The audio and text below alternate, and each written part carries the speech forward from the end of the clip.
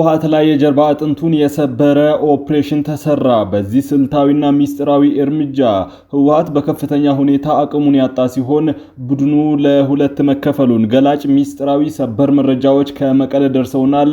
በዝርዝር ወደ እናንተ እናቀርባለን። በምክክሩ ስምምነት ላይ የተደረሰባቸው ጉዳዮች ተፈጻሚነት ችግሮችን ይፈታል ብለው እንደሚያምኑ የፖለቲካ ፓርቲዎች ገለጹ። ተጨማሪ ዘገባ አዘጋጅተናል።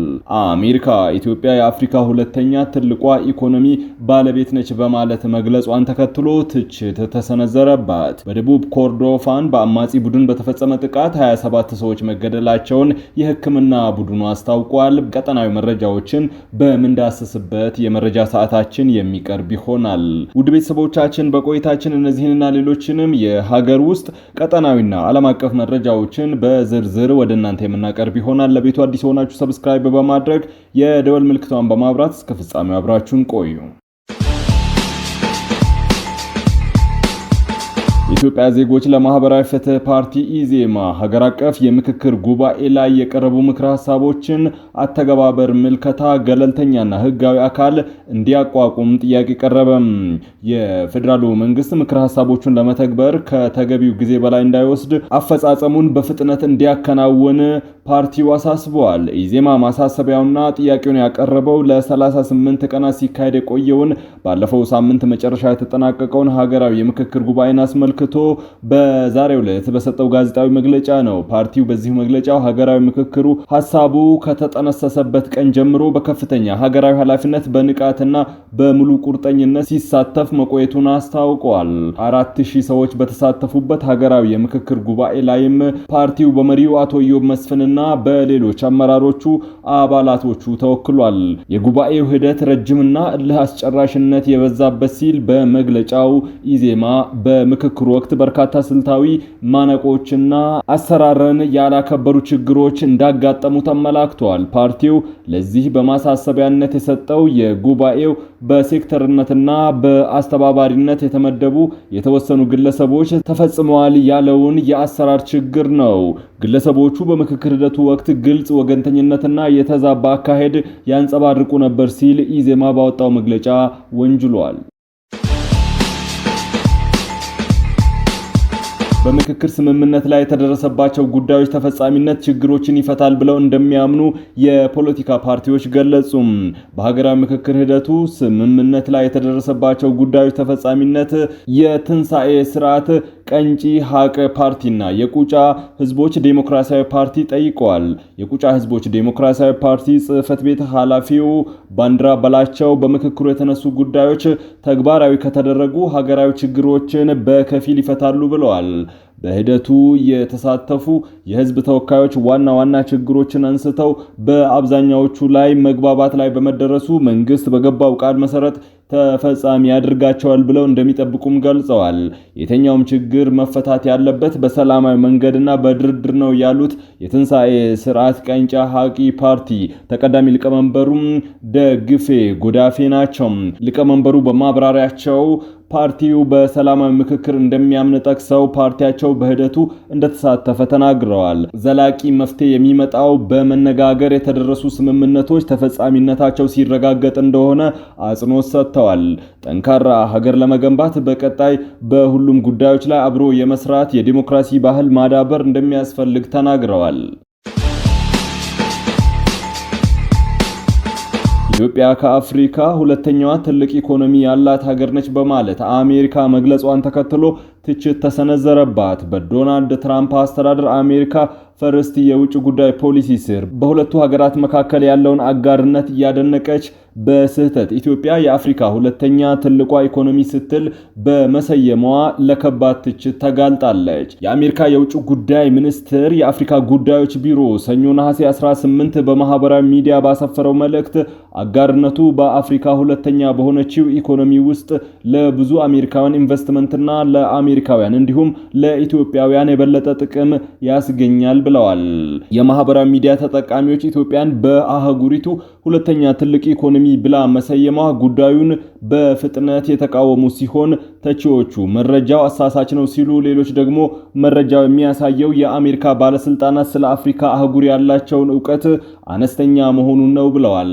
በዓለም አቀፉ የገንዘብ ድርጅት IMF የኢኮኖሚ አመለካከት መረጃ መሰረትም ኢትዮጵያ በጠቅላላ የሀገር ውስጥ ምርት GDP ከአፍሪካ 9ኛዋ ትልቅ ኢኮኖሚ ያላት ሀገር ነች። እንደ ዓለም አቀፉ አበዳሪ ተቋም ገለጻ ደቡብ አፍሪካ፣ ግብጽና ናይጄሪያ ከአፍሪካ ሶስቱ ግዙፍ ኢኮኖሚ ያላቸው ሀገራት ናቸው። ይህ አዲሱ ስህተት የተከሰተው አሜሪካ በብራዚል በተካሄደው ትልቅ ዓለም አቀፍ ጉባኤ ወቅት በርካታ የአፍሪካ ሀገራትን ስም በካርታ ላይ በስህተት በመጻፍ ቁጣን ከቀሰቀሰች ከሳምንታት በኋላ ነው። በከባድ የአየርና ምድር ድብደባዎች የተመታው ህወሓት በሁለት አጀንዳዎች መከፈሉ ተገለጸ። በቅርብ ቀናት በፌዴራሉ መከላከያ ሰራዊት በተወሰደው የተቀናጀ የቅድመ መከላከል እርምጃዎች ከፍተኛ የሰውና የቁስ ውድመት አስተናግዷል የተባለው ህዝባዊ ወያኔ ሓርነት ትግራይ ህወሓት በጥቅምና በወታደራዊ ስልት ልዩነት ምክንያት ለሁለት መከፈሉ ተሰማ። የውስጥ ምንጮች እንዳረጋገጡት ከሆነም የቡድኑ አመራሮችና ወታደራዊ አዛዦች ከደረሰባቸው አይቀሬ ውድቀት በኋላ በቀጣይ እርምጃዎች ላይ መስማማት አቅቷቸው እርስ በርስ በመካሰስ ላይ ይገኛሉ። የውስጥ መረጃዎቹ እንደሚያመላክቱት የድርጅቱ ከፍተኛ አመራሮች በሁለት ተቃራኒ ጎራ ሐሳቦች ተከፍለው እየተናወጡ ነው የሚገኙት። የመጀመሪያው ወገን የፌዴራል ኃይሎች እያደረሰብን ያለውን ጥቃት እጅግ አጥፊ በመሆኑ በአስቸኳይ የተበታተነውን ኃይላችንን ወደ ማዕከላዊ ትግራይ በመሰብሰብ ከሙሉ እልቂትና ውድመት ራሳችንን መታደግ አለብን የሚል አቋም ይዟል። የድርጅቱ የመዋጋት አቅም ሙሉ በሙሉ በመዳከሙ ተጨማሪ ውጊያ ማድረግ ወደ ባሰ ውድቀት ያመራል የሚል እምነትም አላቸው። በተቃራኒ የቆሙት ሁለተኛው ጎራ ደግሞ ማንኛውም አይነት መስዋዕትነትን በመክፈል ጥቃቱን አጠናክሮ በመቀጠል የፌዴራሉን መንግስት ማስጨነቅ፣ የፖለቲካ ትኩረት ማግኘት አለብን በሚል አቋም ላይ ጸንቶ ይገኛል። ይህ ስልትና የአቅጣጫ ልዩነት በአመራሩ መካከል ከፍተኛ አለመተማመንን የፈጠረ ሲሆን በታችኛው የውጊያ ክፍል ላይም ከፍተኛ መደናገጥና ተስፋ መቁረጥን አስከትሏል። ከስፍራው የመጡ የውስጥ ምንጮች እንደገለጹት በሰሞኑ በተፈጸሙ ስልታዊ የአየር ድብደባዎችም ድርጅቱ በጽኑ ተማምኖባቸው የነበሩ ከባድ መድፎች፣ ታንኮችና ግዙፍ የመሳሪያ ክምችቶች ሙሉ በሙሉ ወደ አመድነት ተቀይረዋል። ይህ ህወሓት ለዓመታት ሲገነባው የነበረውን ወታደራዊ ሚዛን ባንዴ ንዶበታል። የፌዴራሉ መከላከያ ሰራዊት በወሰደው ፈጣንና የተቀናጀ የቅድመ መከላከል እርምጃ የህወሓት የውጊያ መስመርና የእዝ ሰንሰለት ሙሉ በሙሉ በመበጣጠሱ የቡድኑ ወገብ መሰበሩ ተረጋግጧል። በአሁኑ ወቅትም የቡድኑ አባላት ከፍተኛ መደናገጥና የስነ ልቦና መፈራረስና የጋራ አመራር በማጣት ውስጥ እንደሚገኙ የደረሱን የውስጥ መረጃዎች ያመለክታሉ። በደቡብ ኮርዶፋን በአማጺ ቡድን በተፈጸመ ጥቃት 27 ሰዎች መገደላቸውን የሕክምና ቡድኑ አስታወቀም። የሱዳን የሕክምና ባለሙያዎች ቡድን ከፈጥኖ ድራሽ ኃይል ጋር አጋርነት ያለው አማጺ ቡድን በደቡብ ኮርዶፋን ግዛት 4 ህጻናትን ጨምሮ 27 ሰዎችን መግደሉን አስታውቋል። የሕክምና ቡድኑ ሱዳን ዶክተርስ ኔትወርክ በትላንትናው ዕለት ባወጣው መግለጫ ግድያው የተፈጸመው በደቡብ ኮርዶፋን በሚገኙ የኦቶሮ ብሔረሰብ አባላት በሚኖሩባቸው ቃርዳና አቡ ሐማም በተባሉ አካባቢዎች በሱዳን ህዝቦች ነጻነት ንቅናቄ ሰሜን መሆኑ ተገልጿል። መግለጫው አክሎም ጥቃቱ ነዋሪዎቹ ወደ አቡቲንና ካድቁሊ እንዲፈናቀሉ ምክንያት ሆኗልም ብለዋል። ቡድኑ አክሎ እንደገለጸው መሳሪያ የሌላቸው ሰላማዊ ሰዎች በብሔር ማንነታቸው ምክንያት ማጥቃት ዓለም አቀፍ የሰብአዊ መብት ህግን በግልጽ መጣስ እንደሆነ ጠቅሶ እንዲህ ያሉ ጥሰቶች መቀጠላቸው በደቡብ ኮርዶፋን ያለውን ግጭት ወደ ሰፊ የብሔር ግጭት እንዳይቀይረው ስጋትን ፈጥሯል። ይህ ግድያ የተፈጸመው በደቡብ ኮርዶፋን ኑብራ ተራራዎች ስር በሚገኝ አናሳ የኦቶሮ ብሔረሰብ አባላትና ከሱዳን ህዝቦች ነጻነት ንቅናቄ ሰሜን ኃይሎች መካከል ቀደም ሲል ተከስቶ የነበረውን ጠንካራ ውጊያ ተከትሎ ነው።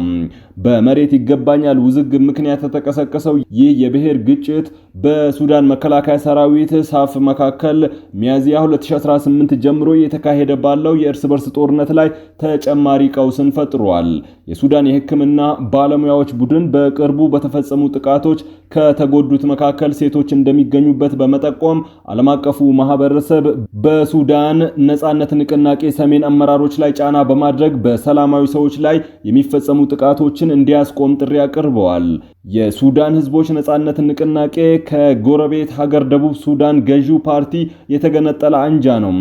የቡድኑ መሪ አብዱልአዚዝ አልሂሉ ታጋዮቹን ከአርኤስኤፍ ጎን ያሰለፉ ሲሆን በአርኤስኤፍ የሚመራው የሱዳን ትይዩ አስተዳደር ውስጥም ተቀላቅለዋል። በሱዳን እየተካሄደ ባለው የእርስ በርስ ጦርነት ቢያንስ 59000 ሰዎች ሕይወታቸው ለማለፍ ምክንያት የሆነ ሲሆን 4 ሚሊዮን ሰዎች ደግሞ ከመኖሪያ ቀያቸው አፈናቅለዋል። የአሜሪካ ወታደራዊ ጭነት አውሮፕላን ሞስኮ ሲደርስ ክሬምሊን መረጃ እንደሌለው ተገለጸ። የአሜሪካ ወታደራዊ የጭነት አውሮፕላን ማክሰኞ ዕለት በሩሲያ ሞስኮ በሚገኘው ቫንኮ አየር ማረፊያ ማረፉን የሩሲያ የበረራ ክትትል አገልግሎት መረጃ አሳውቋል።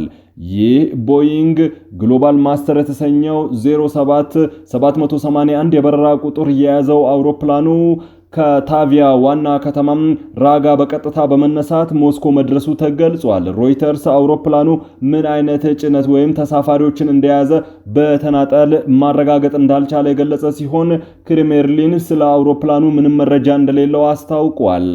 አውሮፕላኑ ነሐሴ 23 2026 እንደ አውሮፓውያን ዘመን አቆጣጠር ከዋሽንግተን ዲሲ አቅራቢያ ከሚገኘው ካምፕ ስፕሪንግ የአሜሪካ አየር ማረፊያ ተነስቶ ራጊ መድረሱን የበረራ መረጃው አመላክቷል። ከአውሮፓ ወደ ሩሲያ በአሜሪካ ምዝገባ የተደረገለት አውሮፕላን በቀጥታ የበረረው የመጨረሻ ጊዜ በዚህ ዓመት ጥር ወር በወቅቱ የአሜሪካ ልዩ መልእክተኛ ስቲቭ ዊትኮፍን እና ጃሬድ ኩሽነርን ወደ ሞስኮ ይዞ የበረረ ሲሆን ሁለቱም ከሩሲያ ፕሬዝዳንት ቭላዲሚር ፑቲን ጋር በዩክሬን ጦርነት ዙሪያ የሰላም ድርድር ለማድረግ ሞስኮን ጉብኝት ባደረጉበት ወቅት ነበር። ክሬምሊን ባለፈው ሳምንት ዊትኮፍ እና ኩሽነር ዳግም ሞስኮን ስለመጎብኘታቸው እስካሁን መረጃ እንደሌለ ገልጾ ነበር። በዩክሬን ጉዳይ በአሜሪካና በሩሲያ መካከል የተጀመሩ ድርድሮች በኢራን ጦርነት ምክንያት በአብዛኛው መቋረጣቸውን ዘገባው አስታውሷል። በመጨረሻም የዕለቱን የውጭ ሀገር ገንዘቦችን ዕለታዊ የምንዛሬ ዋጋ ወደ እናንተ አቅርበን የዕለቱን መረጃችንን የምናጠቃልል ይሆናል። ዛሬ በኢትዮጵያ ንግድ ባንክ አንድ የአሜሪካን ዶላር 160 ብር ከ2 ሳንቲም ተገዝቶ 163 ብር ከ4 ሳንቲም ይሸጣል። ፓውንድ ስተርሊንግ 214 ብር ከ5 ሳንቲም ተገዝቶ 218 ብር ከ8 ሳንቲም የተሸጠ ነው። የአውሮፓ ዩሮ 186 ብር ከ9 ሳንቲም የተገዛ 190 ብር ከ7 ሳንቲም የሚሸጥ ሲሆን የስዊስ ፍራንክ 196 ብር ተገዝቶ 199 ብር ከ9 ሳንቲም የተሸጠ ነው። የኩዌት ዲናር 512 ብር ከ7 ሳንቲም ተገዝቶ 522 ብር ከ9 ሳንቲም ይሸጣል። የቻይና ዩዋን 23 ብር ከ3 ሳንቲም ተገዝቶ 23 ብር ከ8 ሳንቲም ይሸጣል። የተባበሩት አረብ ኤሚሬቶች ድርሃም 43 ብር ከ6 ሳንቲም የተገዛ 44 ብር ከ5 ሳንቲም የሚሸጥ ሲሆን የሳውዲ ሪያል 42 ብር ከ6 ሳንቲም የተገዛ 43 ብር ከ5 ሳንቲም በዛሬው ዕለት የምንዛሬ ዋጋ ነው። እንዲሁም በሁሉም ወደ ሀገር ውስጥ ገንዘብ መላኪያ መንገዶች ለወዳጅ ዘመዶቻችሁ ገንዘብ ስትልኩ የኢትዮጵያ ንግድ ባንክ ለእያንዳንዱ የውጭ ሀገር ገንዘብ ላይ ከእያንዳንዱ የውጭ ሀገር ገንዘብ ላይ 7 ብር ከ8 ሳንቲም ተጨማሪ ጉርሻ የሚከፍላችሁ ይሆናል።